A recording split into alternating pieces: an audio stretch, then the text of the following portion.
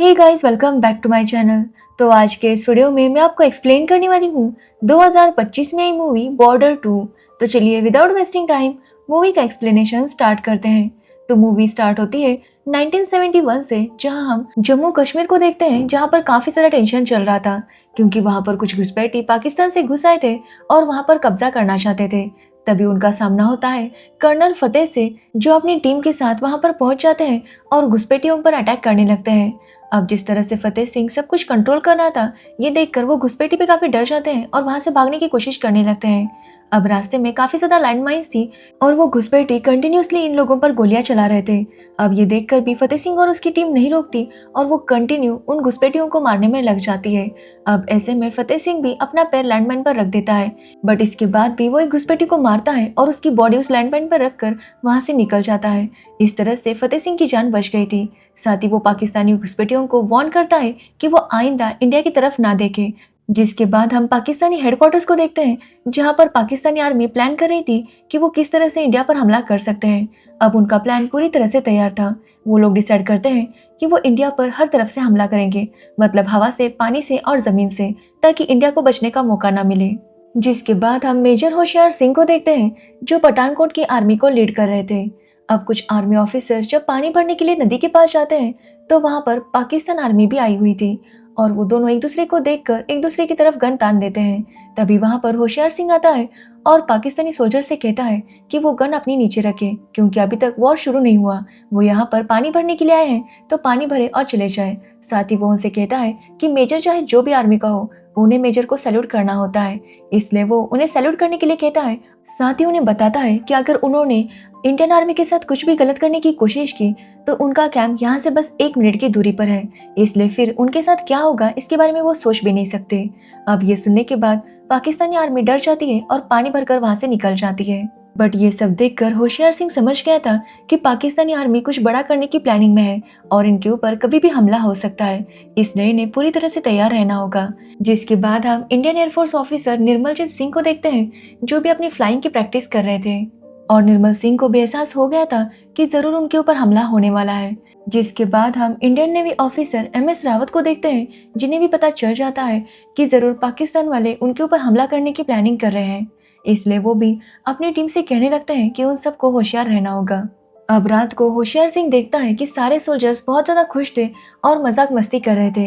ये देखकर होशियार सिंह को भी अपने दोस्तों की याद आती है, इसलिए वो उनका फोटो निकालता है और यहाँ पर हम समझ पाते हैं कि एक्चुअली होशियार सिंह, निर्मल और MS रावत तीनों बहुत अच्छे दोस्त हैं।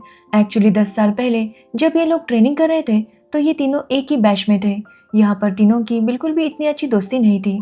एक्चुअली निर्मल और होशियार सिंह में हमेशा कंपटीशन लगा रहता था कि उन दोनों में से कौन अच्छे से परफॉर्म करेगा। इसी वजह से हमेशा उन दोनों में कंपटीशन होता था। अब हम देखते हैं कि इन सभी को फतेह सिंह ही ट्रेन कर रहा था और वो जब देखता है कि इन तीनों में बिल्कुल भी अच्छी दोस्ती नहीं थी, मतलब वो तीनों ही एक दूसरे की रिस्पेक्ट ज्यादा नहीं किया करते थे, और ये बात फतेह सिंह को अच्छी नहीं लगती और इसी वजह से वो इन तीनों को काफी डांटता है। वो बताता है कि इन सब की ट्रेनिंग एक साथ इसलिए की जा रही है ताकि इंडिया के ऊपर फ्यूचर में अगर कोई प्रॉब्लम आए तो इंडियन नेवी, एयरफोर्स और इंडियन आर्मी एक साथ मिलकर लड़ सके, लेकिन ये तीनों तो आपस में ही लड़ते रहते हैं। अब ये सुनने के बाद ये तीनों आपस में लड़ना बंद कर देते हैं। अब यहाँ पर हमें पता चलता है कि होशियार सिंह की फैमिली में से कोई भी नहीं था। एक्चुअली होशियार के पापा एक आर्मी ऑफिसर थे और वो भी शहीद हो गए थे। जिसके बाद होशियार की माँ की भी डेथ हो गई थी, जिसकी वजह से होशियार को कभी भी किसी की चिट्ठी नहीं आती थी। अब ये बात जब निर्मल और रावत को पता चलती है तो उन्हें काफी बुरा लगता है, इसलिए वो डिसाइड करते हैं कि अब से होशियार को भी लेटर आएंगे। इसलिए वो अपनी फैमिली से कहते हैं कि वो भी होशियार को लेटर भेजे और उसे अपनी फैमिली का हिस्सा बनाए। अब होशियार के लिए भी लेटर आता है। ये देखकर होशियार को काफी अच्छा लगता है और यही से इन तीनों की दोस्ती हो जाती है। अब यहाँ पर निर्मल की फैमिली की बात करें तो निर्मल की फैमिली में उसकी बहन और उसकी माँ थी, तो वही रावत की फैमिली में उसकी वाइफ और उसके बच्चे थे। तो वही हम फतेह की वाइफ सिमी को देखते हैं, जो अपने बेटे अंगद से कह रही थी कि वो आर्मी ऑफिसर ना बने। एक्चुअली अंगद भी अपने पापा की तरह एक आर्मी ऑफिसर बनना चाहता था, लेकिन सिमी को इसमें काफी खतरा नजर आ रहा था, इसलिए वो उसे मना कर रही थी। बट फतेह के समझाने पर वो आखिरकार मान जाती है, जिससे अंगद काफी खुश था। जिसके बाद हम होशियार सिंह को देखते हैं, जिसके नाम की एक चिट्ठी आती है और ये देखकर वो काफी खुश होता है। और ये देखकर सब लोग काफी शॉक थे, क्योंकि होशियार सिंह का तो कोई नहीं था, तो फिर उसके नाम की चिट्ठी कैसे आई थी। और यहाँ पर हमें पता चलता है कि होशियार जब छोटा था तब उसकी दादी ने उसकी एक लड़की से शादी करवा दी थी, और अब होशियार सिंह और वो लड़की दोनों ही बड़े हो गए थे, इसलिए लड़की के घर वाले चाहते थे कि होशियार अपनी वाइफ को लेकर जाए।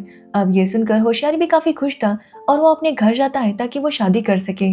अब यहाँ पर वो पहली बार अपनी वाइफ को देखता है, जो कि दिखने में बहुत ही ज्यादा खूबसूरत थी। जिसके बाद होशियार और उसकी शादी हो जाती है और होशियार अपनी वाइफ को अपने घर लेकर आता है।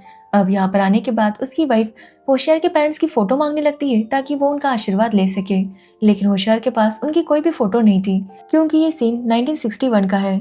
अब होशियार सिंह अपने पेरेंट्स के उसे कपड़े देता है, जिसके बाद उसकी वाइफ उन्हीं को छूकर उनका आशीर्वाद लेती है और यहाँ से उनकी मैरिड लाइफ स्टार्ट होती है। जिसके कुछ टाइम बाद होशियार की वाइफ प्रेग्नेंट हो जाती है, जो देखकर होशियार काफी खुश था। अब एक दिन रक्षाबंधन के दिन निर्मल की बहन होशियार को राखी बांधने के लिए आती है, जहाँ पर वो होशियार से कहती है कि वो लोग चाहते हैं कि निर्मल भी शादी कर ले। उसके लिए उन्होंने एक लड़की भी देखी है, लेकिन निर्मल उस लड़की से मिलने ही नहीं जा रहा। अब ये सुनने के बाद होशियार उनसे कहता है कि वो निर्मल को झूठ बता दे कि उस लड़की ने उसे रिजेक्ट कर दिया है, क्योंकि निर्मल इस बात को बर्दाश्त नहीं कर पाएगा।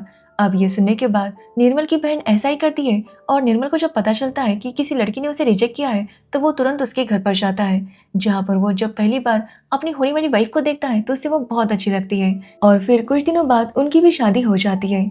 शादी के बाद ये तीनों ही दोस्त बहुत ज्यादा खुश थे और बातें कर रहे थे कि तभी उन्हें पता चलता है कि इन्हें वापस अपनी ड्यूटी ज्वाइन करनी होगी, क्योंकि बॉर्डर्स पर टेंशन बढ़ गए थे और इसी वजह से सारे सोल्जर्स की छुट्टियां कैंसिल कर दी गई थी।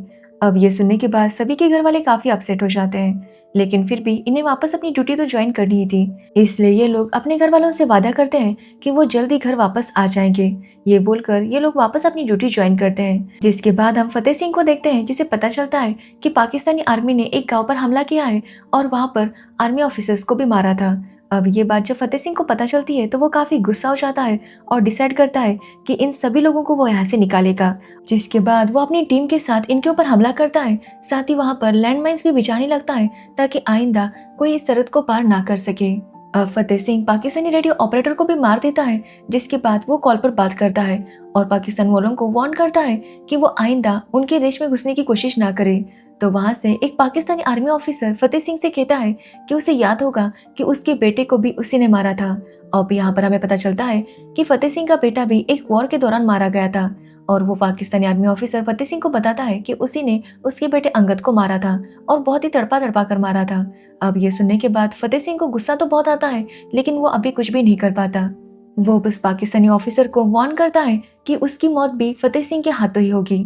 ये बोलकर वो उनके उस कैंप को ही उड़ा देता है। जिसके बाद इन लोगों ने लैंडमाइंस बिछा दिए थे ताकि पाकिस्तानी टैंक जब अंदर आने की कोशिश करेंगे तो वहीं पर खत्म हो जाएंगे। जिसके बाद हम पाकिस्तानी आर्मी को देखते हैं, जो एयरफोर्स के थ्रू भी इंडिया पर हमला कर रही थी।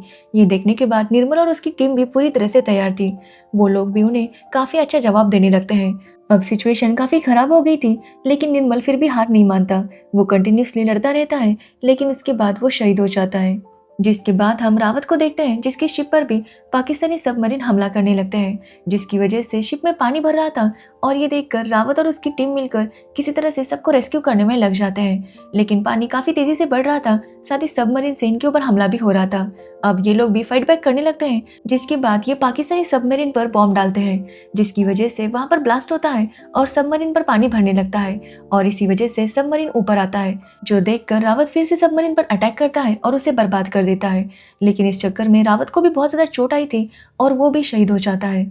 अब इस सब के बारे में जब होशियार को पता चलता है तो वो बहुत ही बुरी तरह से टूट गया था, क्योंकि एक साथ उसने अपने दोनों दोस्तों को खो दिया था। बट वो डिसाइड करता है कि वो भी अपनी टीम के साथ मिलकर पाकिस्तानी आर्मी को खत्म कर देगा और उन्हें इंडिया पर कब्जा करने नहीं देगा, जिसकी वजह से वो भी उनके साथ लड़ने लगता है। तो वही फतेह सिंह भी पूरी कोशिश कर रहा था कि वो पाकिस्तानी आर्मी को रोक सके। एक्चुअली इन लोगों ने जो लैंडमाइंस वाला प्लान बनाया था वो फ्लॉप हो जाता है, क्योंकि पाकिस्तानी आर्मी अंदर नहीं आती, वो बाहर से ही फायर करने लगती है, क्योंकि उन्हें लैंडमाइंस के बारे में पहले से पता चल गया था और इसी वजह से वो बाहर से ही अटैक कर रहे थे। बट फिर भी फतेह की टीम और होशियार की टीम हार नहीं मानते, वो फाइट बैक करने लगते हैं। होशियार भी एक एक करके सारे लोगों को खत्म करने लगता है। तो वही फतेह के पास अब बहुत सारे हथियार आ गए थे, इसलिए वो उनके टैंक को ही उड़ाने लगता है। जिसके बाद वो देखता है कि जिसने उसके बेटे अंगद को मारा था वो भी वहीं पर था। अब फतेह के पास उसे मारने का मौका था, लेकिन वो आर्मी ऑफिसर काफी ज्यादा गिड़गिड़ाने लगता है और अपनी जान की भीख मांगने लगता है। ये देखकर फतेह उसकी जान बख्श देता है। जिसके बाद फतेह एक एक करके बाकी टैंक्स के ऊपर भी हमला करने लगता है और धीरे धीरे करके एक एक करके सबको उड़ा देता है। जिसके बाद हम होशियार को देखते हैं, जो भी अपनी टीम के साथ पाकिस्तानी आर्मी को वहां से भगा रहा था, और वो आखिरकार उन सबको वहां से भगाकर फिर से इंडियन तिरंगे को वहां पर लहरा देते हैं। बट इस सब के बीच इन्होंने बहुत सारे इंडियन सोल्जर्स को भी खो दिया था, जिसकी वजह से उनके जाने का उन्हें दुख भी था। जिसके बाद सबको श्रद्धांजलि दी जाती है और होशियार सिंह अपने दोस्तों के घर जाता है ताकि वो उन्हें श्रद्धांजलि दे सके और उनका अंतिम संस्कार कर सके। ये सब करते हुए उनके घर वालों की हालत देखकर होशियार को काफी ज्यादा बुरा लगता है। उसने अपने दोनों दोस्तों को खो दिया था, इस बात का अफसोस उसे बहुत ज्यादा था।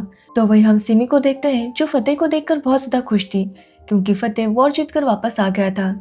अब फतेह सिमी के साथ गुरुद्वारे जाता है, जहाँ पर उसे अपना बेटा अंगद स्माइल करता हुआ दिखाई दे रहा था। साथ ही वो सारे सोल्जर्स जो कि शहीद हुए थे, उन्हें देखकर फतेह सिंह भी स्माइल करता है और इसी के साथ ये मूवी एंड हो जाती है। तो ये थी बॉर्डर 2 मूवी की स्टोरी।